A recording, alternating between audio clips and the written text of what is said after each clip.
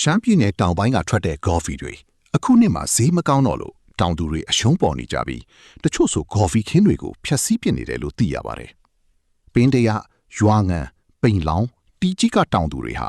coffee တွေကိုအောင်ပန်းထီသွားရောင်းရပြီးလမ်းပန်းဆက်သွယ်ရေးခက်တာအပြင်လမ်းကြီးကားကစီးဘိုးတွေများလွန်းတာကြောင့်အမျက်မကြံဘူးလို့ပြောပါတယ်။ coffee စိုက်တောင်သူတယောက်က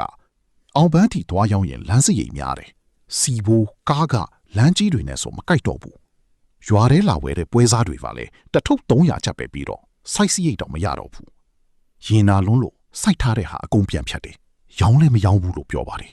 ။မျိုးစီဘိုးမြေဩဇာဘိုးနဲ့အလုသမားကားတွေတက်နေတဲ့အချိန်မှာကော်ဖီဈေးကျသွားတာကြောင့်တောင်သူတွေပိုပြီးအခက်တွေ့နေကြတာပါ။မနစ်ကတော့ကော်ဖီတစ်ထုပ်ကိုကျပ်3000အထိရခဲ့ပြီ။ဒီနှစ်မှာတော့အခင်းမလာဝင်ရင်တစ်ထုပ်ကို300ကျပ်။အောင်ပန်းကပွဲရုံမှာ1300ကျပ်ပဲရတာကြောင့်တချို့ဆိုရင်နောက်နှစ်ဆက်မဆိုင်တော့ဘူးစဉ်းစားနေကြပြီ။တချို့ကတော့ရီသိန်းရင်တော့မတန်တော့လို့တီးနှံတွေကိုခုတ်ဖြတ်ပစ်နေကြရတယ်လို့သိရပါတယ်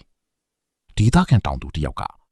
အခုကစိုက်စည်းတွေအကုန်တက်နေတယ်။မျိုးစီဖို့မြေဩဇာဖို့အလုသမားကားတွေပါအရင်ထပ်ပို့ကုန်နေ။စိုက်တုံးကတော့ဈေးကောင်းရမယ်ထင်ပြီးစိုက်ထားတာ။အခုရောင်းချင်ရောက်တော့ဈေးမရှိတော့ဘူး။ဒီလူသားဆိုနောက်နှစ်ဆက်စိုက်ဖို့တော့မရေတော့ဘူးလို့ပြောပါတယ်။ပြီးခဲ့တဲ့လတုန်းကလည်းဟေဟူအောင်ပန်းတီးကြီးစားတဲ့ဒေသတွေကထွက်တဲ့ဘန်းကော်ဖီတွေဈေးကျသွားတာကြောင့်ဝယ်သူမရှိတော့တဲ့အတွက်တောင်သူတွေဟာလမ်းဘေးမှာလွင့်ပစ်ခဲ့ကြရပါတယ်